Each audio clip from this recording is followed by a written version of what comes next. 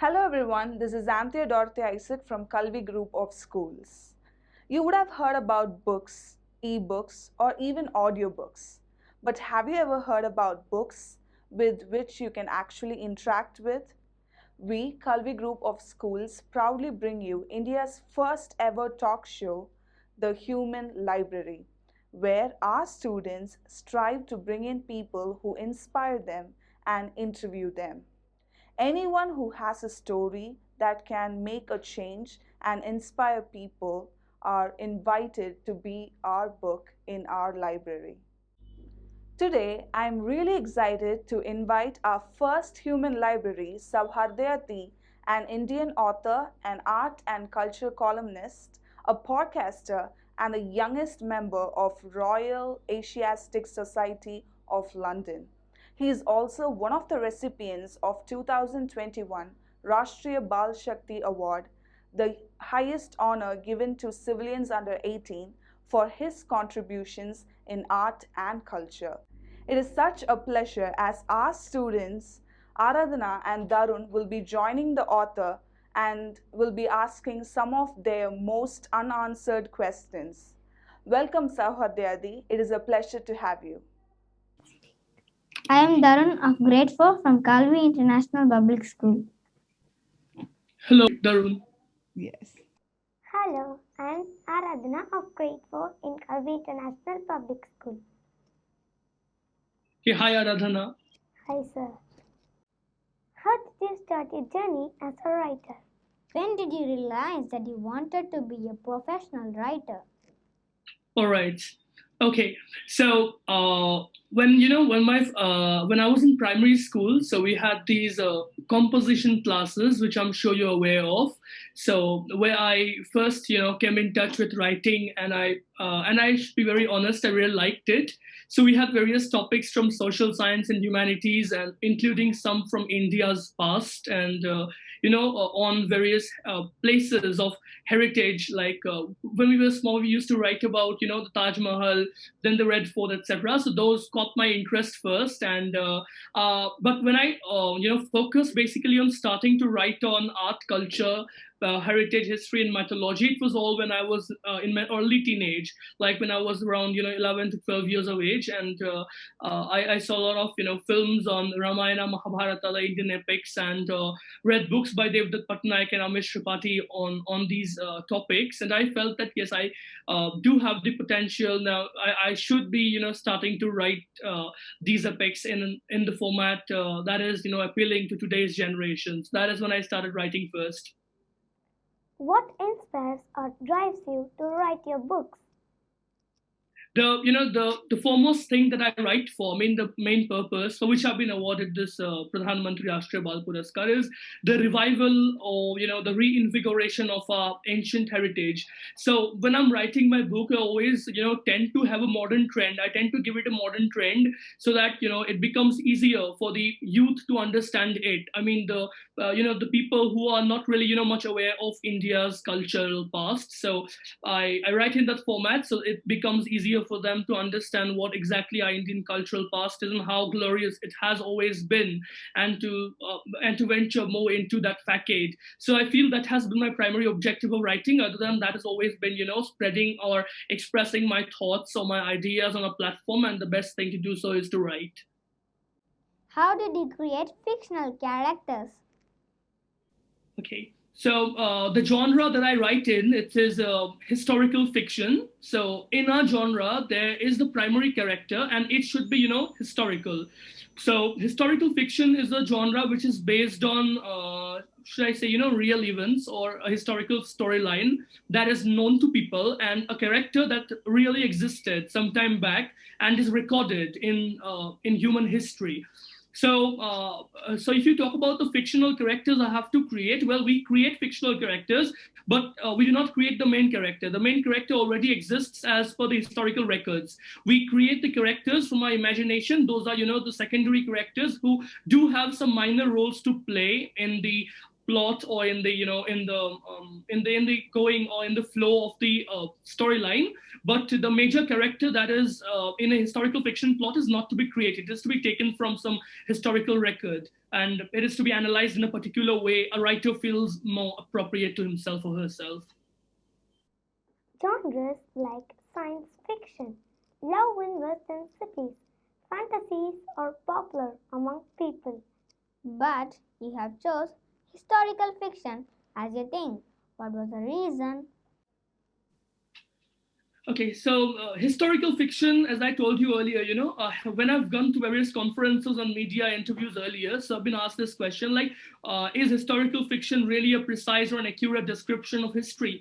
So I often said them yes, but that answer remains debatable because I tend to have an attraction or an interest towards the past for myself, and historical fiction is the best place to be when you are interested in the past or when you are inclined towards the past, because in historical fiction you have a mixture of creativity and originality. So the originality of the factual statement that comes from a historical record or a storyline that I told you earlier about, and the fictional part, it's your own imagination. You have to create the characters for yourself, and you have to you have to give the scenes what they want to for a reader to understand your plot better. But when you're talking about historical fiction, there are two major branches to it. The first is the historical fiction, the primary branch, and the second is the second is the historical fantasy, or a fantasy retelling of historical fiction, where we tend to find more of an imaginative action depicted storyline, or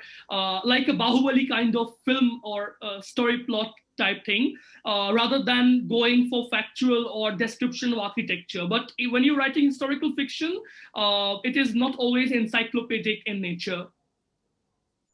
Can you tell us a little about your published works?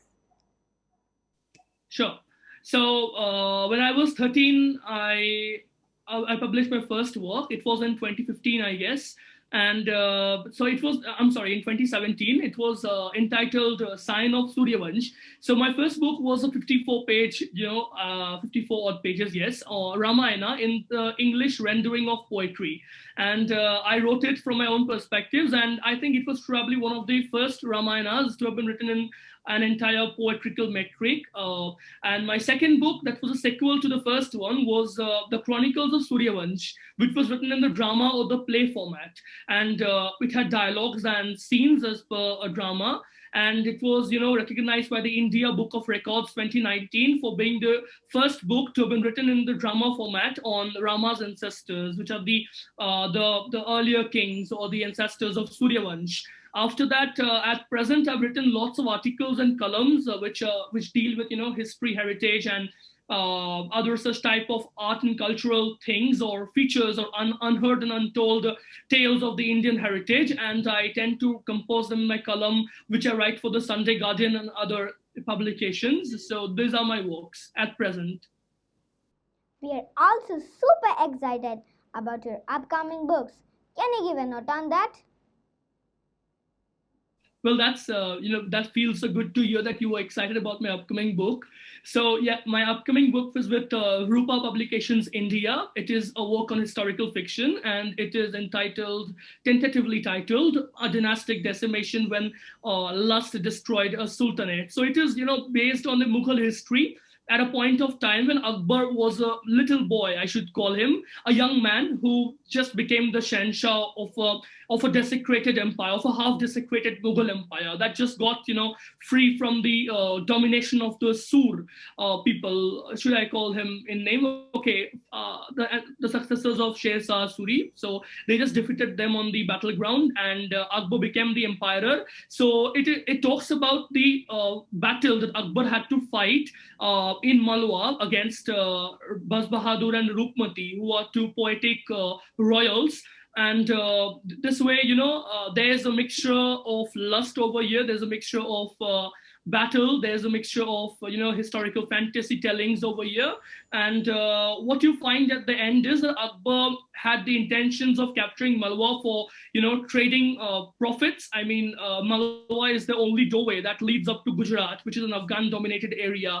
and there's also, in fact, a wonderful trading zone, or should I call it a huge port actually, that gives you lots of profits. So this was Akbar's plan actually, but Adham Khan, his foster brother, was attracted towards Rukmati, the Begum of Malwa, and he went to war for that. But that's a different purpose in itself. Well, so my upcoming book is on historical fiction, and it is a rendering of the Battle of Malwa that took place in 1561. Is there an age limit for a person to start publishing books? Okay, so if you ask my opinion, I would say no. Like, there isn't a particular age when you can publish your books. Like, there are authors who are as young as yourself, and there are authors, like I would like to name Leopold von Ranke, who's a historian, a German historian. So he published his last book actually at 96. So you can publish whenever you feel like expressing something to the world, to your audience, and whenever you feel like you have an idea that needs to be told. So you can just start writing down books. So that is what writing books mean. According to you, how can a person write effectively? Are there any tips from you? Sure. So writing effectively, first needs proper reading. So as a writer, I would always stress on the reading books. Every writer chooses his genre through the books he reads. For example, when I was young, I used to read lots of genres, including romance, crime thrillers, and historical fiction, horror, etc. But after that, you gotta see yourself which you best suit into, so which you best fit into. And I tested for some weeks, yes, for some months maybe, and I found out the historical fiction is the best fit for me. And this is because I have an interest in the past. Now, if you're asking me to give you some tips on historical fiction, it's of course that now the first tip is you should have a concrete storyline. So when you're writing historical fiction, you should not deviate from the plot that people already know about. For example, if I am talking about my upcoming work, it is based on the Battle of Malwa, but you are not going to name the Mughal Empire or the Badshah present at Malwa with some of your imagination. So you have to write the factual statements that have been recorded in various historical accounts through the ages.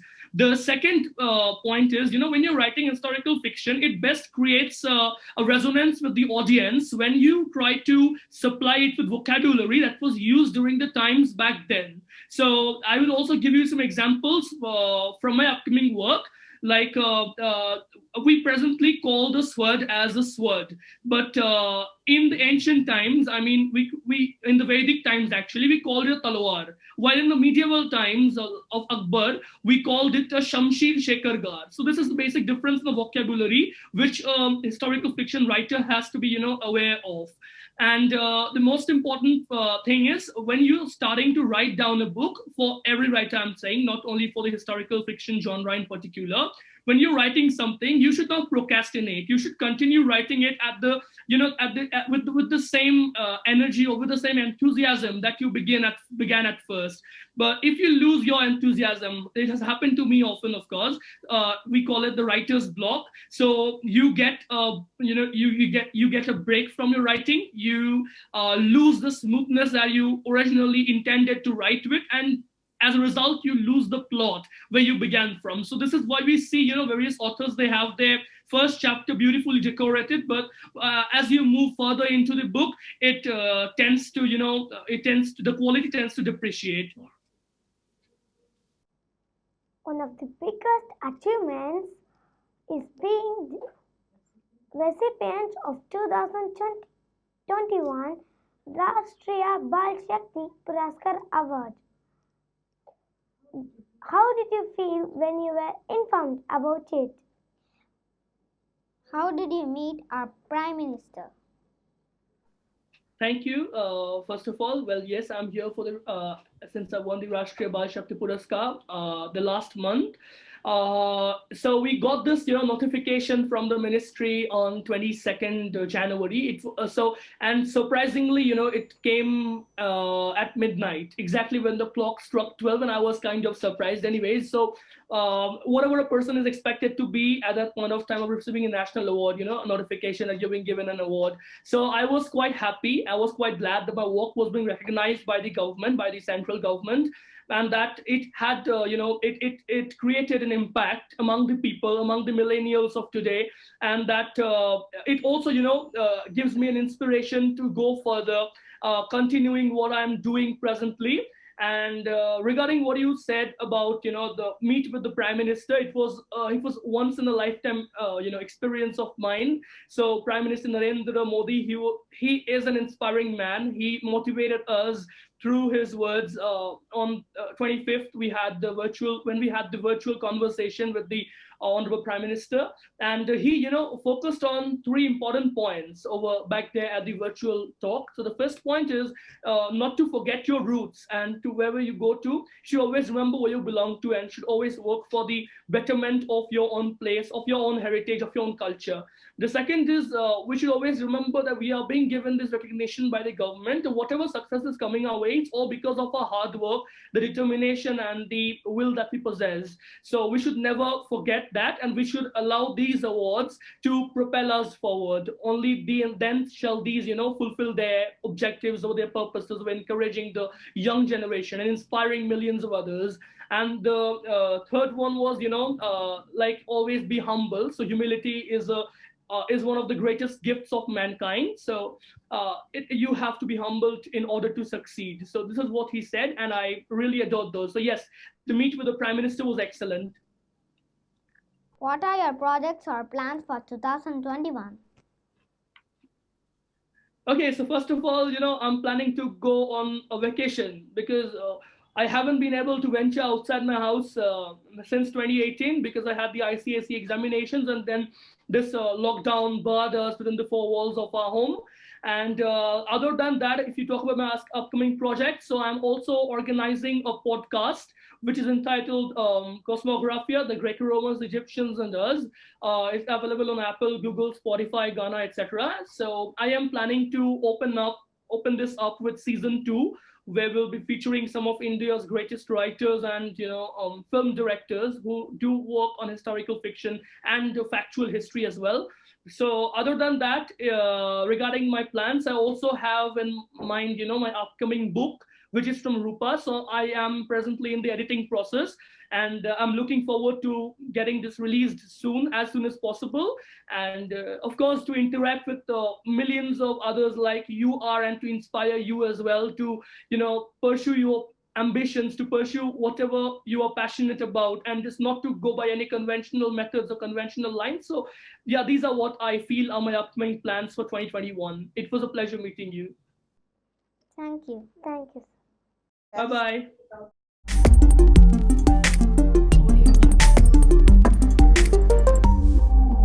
Kalvi Group of Schools.